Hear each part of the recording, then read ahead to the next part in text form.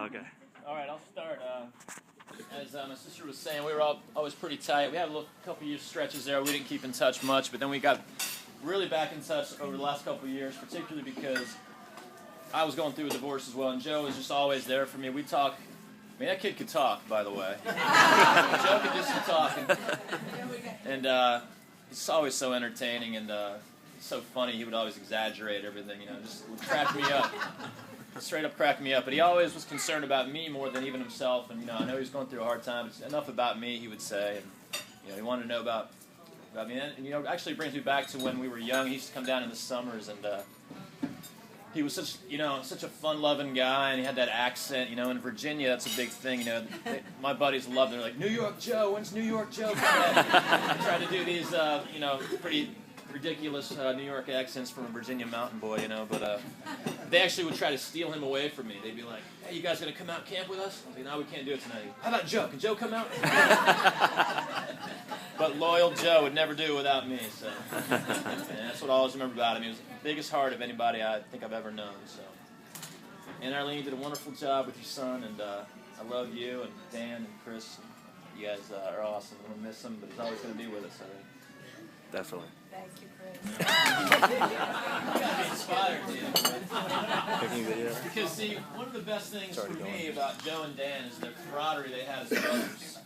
And it wasn't always, you wouldn't know a lot of times that they actually even liked each other the way poor Dan often was the butt of many jokes from Joe. But I got to say, I think that was kind of how he showed his love to you, Dan. And you guys, it was inspiring to see two brothers that could kid each other in that way and still, the love still showed through. But I want to tell one really funny one because every time you guys came down to Virginia, we always had great stories, and, the one that stands out for me among many was, how Aunt Arlene always tried to instill good values, and one of the ones was don't use curse words, Well, sure enough, we were all piling into the old Dodge Sportsman van, and you heard a curse word, and we didn't, nobody was going to fess up to it. But of course, Joe says, Danny boy! and Dan, no, I did not. Go ahead and say it. And by the way, any curse words will be as a bleep, by the way. So, because it went as follows. I didn't bleep and say it. Joe, oh, now you did.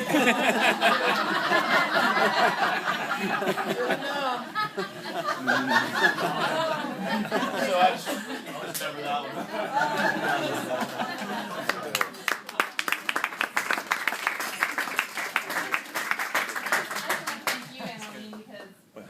Extra effort to make sure we knew each other. You always came down and we went up there a lot. It was the best time for all of us. I would get by the time I got to Virginia with the trio, we had to rotate seats because there was so much fighting. Christine would last with one of her brothers just so long, then we had to pull the car over and say, that's it, we're not going any further. Rotate! Change your seats because I didn't say it first, he said it first. And by the time I was getting to pull into the driveway in Blacksburg, it was beat me up, Scotty, get me out of this And then they meet their cousins, and then everything would be great. A lot of fun stuff. Anybody else want to share? Should I go next? Who's going to go next? Let me go. Thank you. Tell them who you are. Oh yeah, I'm Jason Latham. I'm Joe's cousin. Kathleen and Peter's son. A lot of great memories with Joe and Dan and Christine when they would come down from New York to visit Blacksburg. But this particular instance, they wanted to go camping, which we love doing together. Speak up, Jay. They wanted to go camping. They meaning Greg, Dan, Matt, Chris, and Joe. All the older boys. Jason was the baby, believe it or not. And I was the youngest, and they really didn't want me to go. Wasn't sure what they're going to be doing camping, but they didn't want the younger, tattletale guy there. So we went to Camp Wolverine, which we called it, Red Dawn. And once they, actually, side note, which is hilarious, was Aunt Arlene and my mom were helping us build a fire by putting a big pile of leaves on the fire. And the leaves were just catching on fire, going all over the woods. We don't want to burn down Camp Wolverine. And they say Camp Wolverine was somebody's private land. They didn't even know whose land it was. No They clue. just made it Camp Wolverine. Yeah. Oh, wait a second. All right, have a seat. Yeah. And then there was music playing. Mom, we got it. Jay, do you know any Italian songs? Oh, yeah. I've seen them count. We have a resident. Oh, solo Figaro, Figaro, Figaro, Figaro,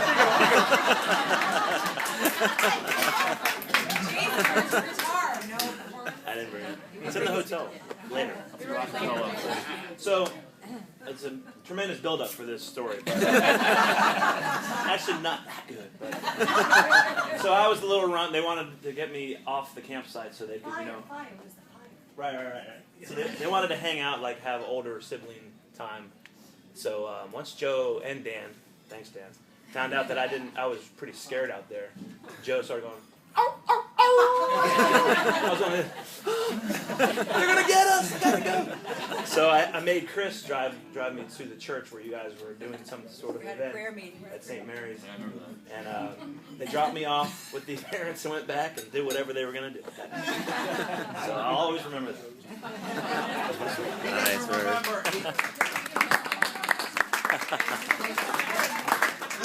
Remember what they did after you left. I blacked out. I don't know.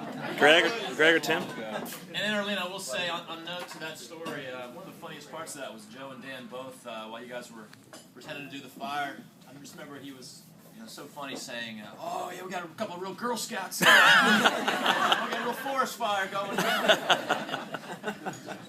Classic. Greg? Go. I'll have your sandwich in, so feel free just to start, and I'll Pass it on. Moose? Who? Anybody? Okay, I'm Zoe Latham. I'm Joe's aunt. And my story isn't funny at all, but I'll just share it now, and then someone later will tell something funny and bring us all back up again. I just wanted to share this. My mom, Kathleen, wanted everyone to sort of know that my uncle Sandy, who is buried next to Joe, was my mom's youngest brother. And he lived in the city. He had a very simple life. He was a teacher, and then he was a tutor. But I guess previous to that, he was in the Merchant Marines, the Seamen's Union. He wrote a paper for the Seamen's Union, like their union publication. So he was pretty actively involved in the publication of the paper. Right. So he had connections into that, which was unusual. And at a certain point, Joe decided he wanted to pursue being in that organization, and he wanted to get into the union, which was very, very hard. So it was kind of a beautiful moment because Sandy was not that connected to his family, and he wasn't really someone you would turn to say, "Hey, hook me up, I need something." But in that one moment, David, who was close to Uncle Sandy, was able to ask, "Can you help Joe? Can you get him a connection?" And he did. And Joe got into it and went overseas, or he did whatever he did on a boat and got into the fiber optics. And I just like to remember that as being, in a way, a high point for both of them, for both Uncle Sandy and for Joe, and a time when Joe could be very productive, and his strengths, I think, were really visible at that point in his life. So along with everything else that happened to him and for him and around him, that was a strength. And also, I'll just share as well that, marrying Mary and having his son Manus, I think, is another beautiful, shining part of his life. Yeah. And, yes, Manus, we are talking about And we want to see a lot of Manus out in eastern Long Island, too, over the years, and stay connected. I just wanted to talk about, we all have our giftings, and Joe's gifting from when he was a little kid, he could just kind of look at something. I think he put, this is our babysitter Susan, who, when she was about 11, came over and kind of attached herself to our family, and she was with the kids, and they had so much fun with her. But I think all the little kids in the neighborhood, when I was expecting, I think it was Christine or Dad, I forget which, but gave a swing-o-matic. They all shipped in together and gave a swing-o-matic, which, rock baby back and forth, back and forth. We have all kinds of better devices now. It was a crank-up thing, But Joe, he was like, I don't know, he was 7 years old, and he looked at the thing, and he put it together. I would have had to been with the directions. Now let me see now. What goes with this? Joe looked at it, and I said, honey, how did you do this? I don't know, Mom. You can see how it goes together here. He put it together. So he had, that was one of his giftings. And when he was in the Seafarers, of course, you start out, you have to do things like scraping the hull. You do things like that. But then Joe, you take courses. I think you come back and you take courses, and he learned fiber optics. And fiber optics was so precise. And Joe said one of the things he missed was that he didn't have his memory anymore, because after the injury to his head, that he could look at something and he would know. He could see how it put together. When he had to cut fiber optics on the ship. Now the ship is in the English Channel, wherever they were. The ship is pitching and rolling, and they had to be doing these fine cutting the fiber optic. And the fiber optic, the lines were then went off the stern of the boat, were laid on the bottom of the ocean, to go under the English Channel or whatever body of water they were in. So it was very fine, very precise work. And if guys got sick, Joseph said sometimes he was sick, you'd have a fever, and you have to go on working because you've got a time element here, and you have to finish your work. So even with the fever, no matter what, he would be doing what he had to do. So that was his gifting. I think he so much enjoyed being able to do that, and then traveling and seeing the sights that he saw, the different countries he went to. Both my sons wanted to travel. Neither one of them had any desire for college, but they both wanted to see the world. And because of Uncle Sandy, Dan saw that Joe liked it. So when Joe liked the Seafarers, then Dan said, well, hey, that would be good. So then Dan also subsequently went to the Seafarers. So that's my story about Joe.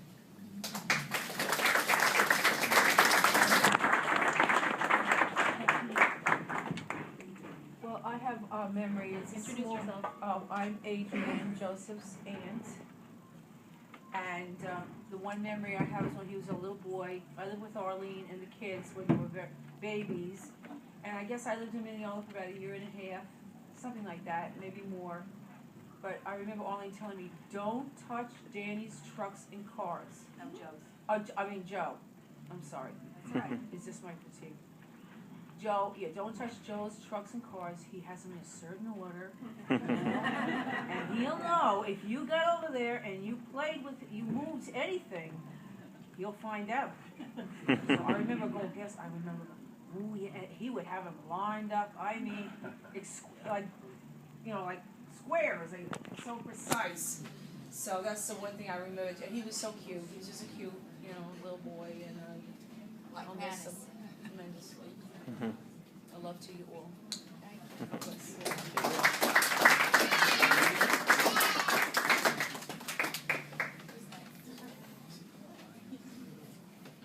Matt?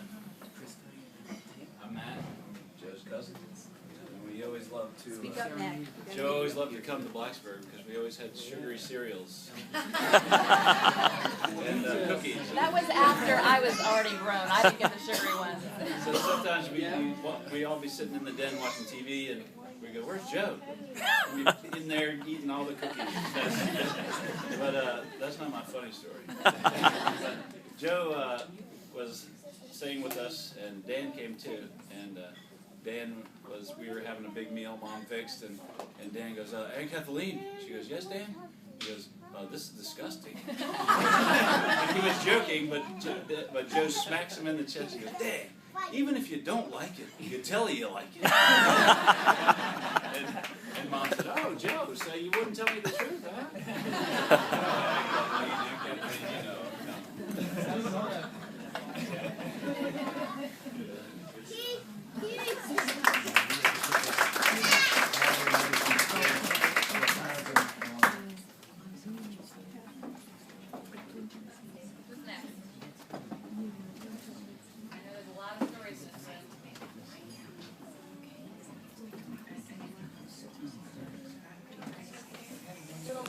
Jerry's got one. I'm Joe's Uncle Jerry, and I don't know if all of you know, but Joe was a big Yankee fan. He loved his New York Yankees, and last summer, the Yankees had a major injury on their team. A-Rod got hurt, and Arlene had sent me and Chris, my wife, a picture of Manus. And Manus had a Yankee hat on, and he had his bat in the kitchen, and he was looking like a real slugger, getting ready to slug the ball. So I just thought of it. I said, I'm going to call up Joe and say something to him about that. So I called up Joe, and I said, hey, Joe. He goes, hey, Uncle Jerry. I said, well, you wouldn't believe it. I just got a call from the Brian Cashman, the Yankee general manager. He said, really? I said, yes. He just called me, and they had that major injury to A-Rod, and they need some hitting, and I'm looking at your son's picture of Manus on the refrigerator right now, and he looks like a slugger. I said, they're interested. They want to sign him. And he said, Uncle Jerry, you had me for a minute.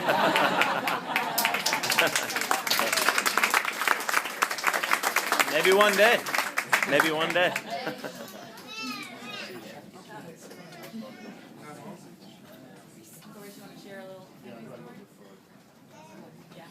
Hi. One of my favorite memories of Joe is at Alpine Lake up in the Adirondacks. He came up there 3 times to meet us and camp with us and fish for bass. And I think that was at a very high point in his life. He had just gotten married, and he caught a lot of fish. I saw one of the pictures on that video that you were showing at the wake, and we stayed up late at the campfire, and he told a lot of stories about laying the optic cables and stuff, and it was just a great time. I'll always cherish the memory of seeing him so happy and so strong, and I'm glad I have that memory.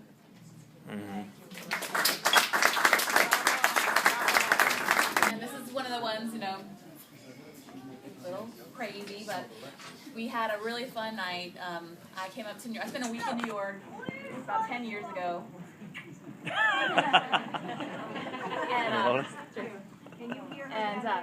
So about 10 years ago, I came up to New York, had a week in New York City, hadn't been there in a long time, and Joe and Christine lived in the city, and Joe came in, and we just had a great time reconnecting as adults. You know, when you live far away, it's hard it's calls and it's, you know, cards on occasion, but a lot of time goes by in between. And whenever we got with our cousins, it was always like no time passed, you know. And so it was my birthday, and we had dinner and karaoke, and Joe and Christine were showing us all these great places. And you know, when you're not from New York City, it's always a wow experience, and it's even more wow with Joe and Christine. And I'm sorry you weren't there, Dan. It was a great time. But I'm just so glad I have this one memory. Late in the night's almost over, and Chris and Jason were like, we're going to bed. And Joe and I were like, let's go to the roof. so Joe and I get in the elevator. It's, you know, nearing sunrise, and we get to the top floor. We're in a tall hotel. We're in the Hyatt next to Grand Central Station in New York City, and we get to the roof, and we're just determined to figure out a way to get to the roof. And we found an open window in the staff room, and we climbed up the ladder, and we were on the roof. And there's a fence around it. It was actually quite safe, just weren't supposed to go up there. And we watched the sunrise over New York City. And I got a picture of Joe that I put up on Facebook. Joe on top of the world, you know. It was a beautiful night and a beautiful memory. And Joe, I love you. Yeah. And side note to that, when they were at the convenience store before they went to the roof, the convenience store clerk thought Joe was Derek Jeter. Really? He goes, Derek Jeter? Derek Jeter? He goes, yeah, I'm Derek Jeter. Can I just get this? Actually, Joe thought it for a long time. He was like, no, I'm not. I'm sorry, man, I'm not. And the guy's like, no, you're Derek Jeter. You're Derek Jeter. And he's like, no, man, it's like, you're just saying you're not. The guy wouldn't let us pay for anything. He was like, he gave us all the Joe. Finally, Joe was like, yeah, I'm Derek.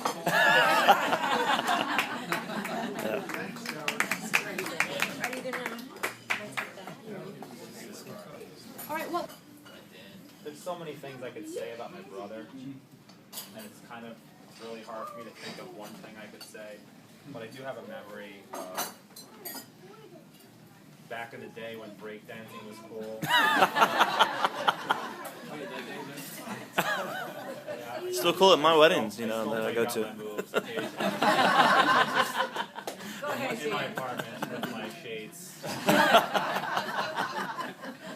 But I recall getting into it just slightly before my brother got into it, and I actually remember him kind of making fun of me for it, because we used to like cut open cardboard boxes, especially the refrigerator boxes were the best. And then sure enough, after, I don't know how long it was, he got into it as well. I was friends with a kid a little bit further down on Roselle Street where there's some apartments that are not so nice looking. It's kind of a rougher part of Mineola, I guess. And he had, I don't know where, I think he might have been from Brooklyn or the Bronx. He had the moves already in him. He kind of taught me the moves, you know. I don't think I actually really ever got it. I thought I got it. But anyway, Joe all of a sudden, he made fun of me at first, and then he got into it. And as a matter of fact, I don't know if it was my mom or my dad, but we actually had identical breakdance suits. Which was something else. I think they were maroon, Adidas, and my father actually went above the top like he usually does, and he ended up having someone make a fiberglass instead of course, a thing made out of cardboard. Fiberglass breakdance floor. No. Put it in half the basement. I don't know if you remember that. So you can spin on your back super fast. Like cardboard, it was like a wax floor. So our house was like the place to be. And then moving on, I got into, because there was a very nice old man down the street. I don't know how I befriended him or befriended me, however you say it. I got into bicycle riding, and this older man was very into bicycle riding, and I started really, he took a liking to me and vice versa, and we'd all meet, or me and this man and a bunch of other bicycle riders met there, and we'd all go to, this didn't happen overnight, but we'd end up riding in Brookville, which was, I think, a round trip, if I'm not mistaken, was 40 miles round trip? Oh, Bayville, not Brookville. Is that 40 miles? It was a significant amount. I couldn't even ride probably 3 miles. But I bought this nice 18-speed kind of Sonic, and I ended up actually buying these really tight shorts that guys from Port of France would wear, and the tight shirt, which I wouldn't dare wear today, and this little hat, and my brother completely made fun of me as if I was like, what are you wearing? Who do you think you are? And sure enough, like a few months later, I don't know the time frame again, but he went into it just as much as I did. We ended up actually doing a tour. It wasn't a race, but it was a tour. It was when I was in the best shape probably of my life. We did 63 miles one day. And we actually rode from our house to, it was around this area where it started from, which was a few miles. So we calculated we did like 70 miles, basically to say. So it was pretty impressive. I'm losing my train of thought. And you wore your matching outfits? Oh, we wore our matching outfits. And we got certificates. We got not too much.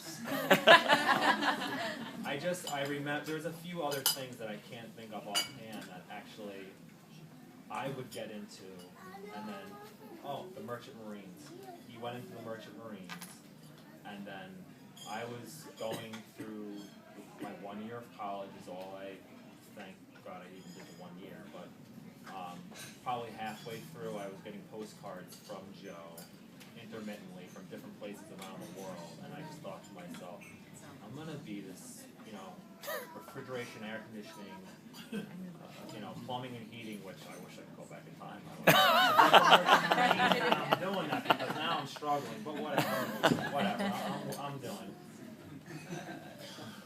but I was seeing all these postcards and different experiences he would write, and he would say, you know, oh, I met this girl here or there, and it sounded so amazing to me, like I'm going to be in some little town for the rest of my life, get 1 or 2 weeks vacation for the rest of my life, and here my brother is going all around the world. So I pretty much, you know, I really believed it was the right time for me to stop going to school. My heart wasn't there anymore. Of course, then I went into the Merchant Marines, and a few months later I hurt my back because I wasn't in good shape then. Even though I was trying, I was working out. I was actually living with Linda and my dad for a short period of time right before I entered the Merchant Marines. But I just recall there was other instances of how he would follow me or I would follow him, and not to bring it on a sad note. And I had my issues in my life, but nothing that compared to the problems that he had gone through. I mean, I could associate with the problems that he had, but you're never, you know, you can't be in someone else's shoes unless it's actually happening to you. But I just know it's a new chapter now, and I have no one else to compete with or follow or lead, but he'll be missed.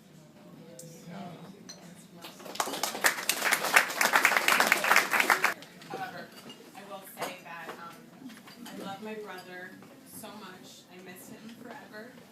He'll always be in my heart, and I will always remember the cool brother that I used to look up to and would get in trouble with. And he caught me the first time I smoked a cigarette in the backyard, and he came around the bend, and I was putting the cigarette out, and he said, "What are you doing?" I said, "I'm experimenting with the leaves." And he said, "Busted!"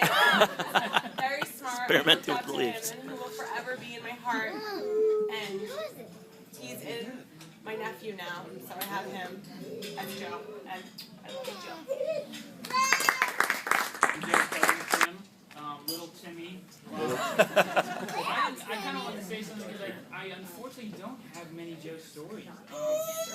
I was 10 years younger. All my older cousins I really looked up to. And whenever Joe and Danny came down from New York, you guys would always stay with the Adamas. It just made more sense. And Arlene and Christine was with me and my sister.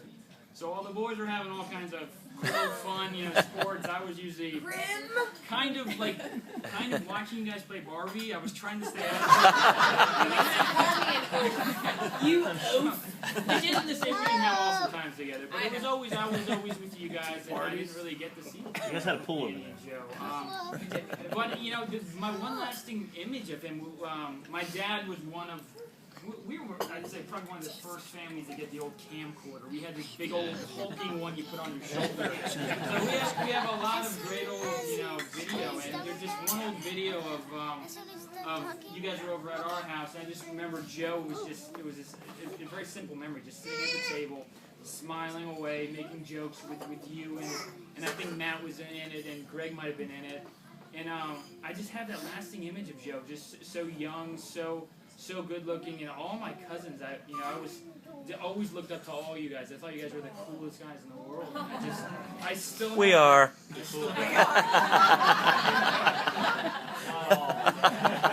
Pretty cool. But that's my image of Joe, and I regret that I don't have more memories of him. So I'm just I don't want to get emotional, but I'm just throwing out a challenge. Let's stay close. Definitely.